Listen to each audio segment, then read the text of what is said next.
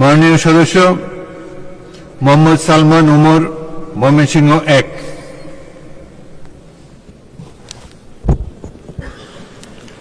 মাননীয় স্পিকার, আপনাকে ধন্যবাদ।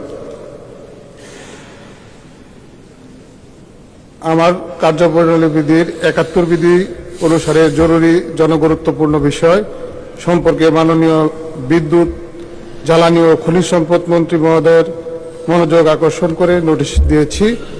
আমার নোটিশের বিষয় সেচ মৌসুম হয় ময়মনসিংহ জেলার হালুয়াঘাট এবং ধুবর উপজেলার বিদ্যুৎ ভোল্টেজ উন্নতিকরণ ও নিরবিচ্ছিন্ন বিদ্যুৎ প্রদান প্রসঙ্গে। আমার নির্বাচনী এলাকা ময়মনসিংহ 1 আওতাধীন হালুয়াঘাট ও ধুবর উপজেলা নিয়ে গঠিত।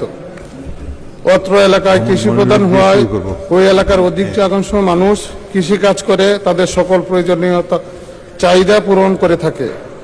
অত্র এলাকার মানুষ সেচের মাধ্যমে বড় চাষ আবাদ করে থাকে, কিন্তু বিদ্যুৎ ভোল্টেজ কম হয় আসন্ন বড় সেচ মৌসুমে নিরবিচ্ছিন্ন বিদ্যুৎ না পাওয়ায় সেচের কাজের ব্যাঘাত সৃষ্টি হয়।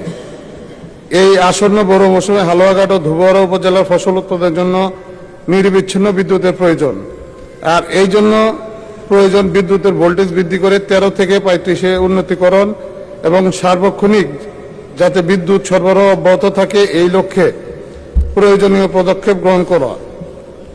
বিষয়টি অতি জরুরি জনগুরুত্বপূর্ণ বিধায় এই বিষয়ে মাননীয় বিদ্যুৎ, জ্বালানি ও খনিজ সম্পদ মন্ত্রী মহোদয়ের দৃষ্টি আকর্ষণ করছি। মাননীয় স্পিকার, আপনাকে ধন্যবাদ।